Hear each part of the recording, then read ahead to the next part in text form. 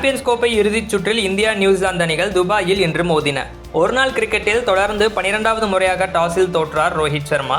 New Zealand captain Mitchell Santner பேட்டிங்கை தேர்வு செய்தார். மேட் ஹென்றி காயம் காரணமாக விலகினார். நேதன் ஸ்மித் சேர்க்கப்பட்டார். நியூசிலாந்தில் தொடக்க பேட்டர் ரச்சின் ரவீந்திரா சரவெடியாக வெடித்து பவுண்டரிகளை நொறுக்கினார்.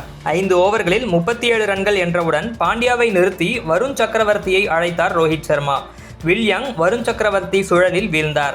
அடுத்து வந்த குல்தீப் யாதவ் 37 ரன்கள் எடுத்த ரச்சின் ரவீந்திராவை வீழ்த்தினார். அடுத்த ஓவரிலேயே கெயின் வில்லியம்சனையும் அவர் வீழ்த்தினார். 91 பந்துகளில் அரை சதம் அடித்த மிச்சல் இறுதி வரை தாக்குப்பிடிக்காமல் 63 ரன்களுக்கு ஆட்டமிழந்தார்.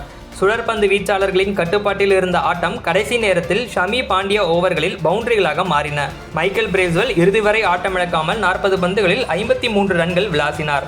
கடைசி 10 ஓவர்களில் 79 ரன்கள் எடுத்த நியூசிலாந்து 50 ஓவர்களில் 7 விக்கெட்டுகள் இழப்புக்கு 251 ரன்கள் எடுத்தது. வருண் சக்கரவர்த்தி, குல்தீப் யாதவ் தலா 2 விக்கெட்டுகளை வீழ்த்தினார்கள்.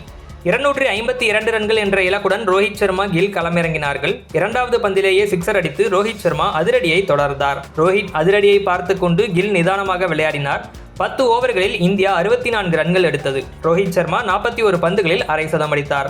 சாண்ட்னர் வீசிய 19வது ஓவரில் பிலிப்ஸின் மற்றுமோர் அட்டகாசமான கேட்சில் சுப்மன் கில் 31 ரன்களுக்கு ஆட்டமிழந்தார். பிரேஸ்வெலின் முதல் பந்திலேயே கோலி 1 ரன்னுக்கு ஆட்டமிழந்தார். கூட்டணி அமைக்க வேண்டும் என்பதற்காக பொறுமையாக விளையாடி வந்த ரோஹித் சர்மா 76 ரன்கள் எடுத்திருந்த போது சிக்ஸர் அடிக்க முயன்று ரச்சின் பந்தில் ஸ்டம்பிங் ஆனார்.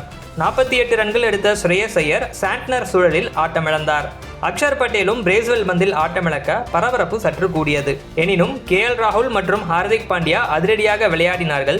சிக்ஸர்களும் பவுண்டரிகளும் பறந்தன. இவர்களுடைய அதிரடியால் இறுதியில் 1 ஓவர் மீதமிருக்க இந்தியா வெற்றி பெற்றது.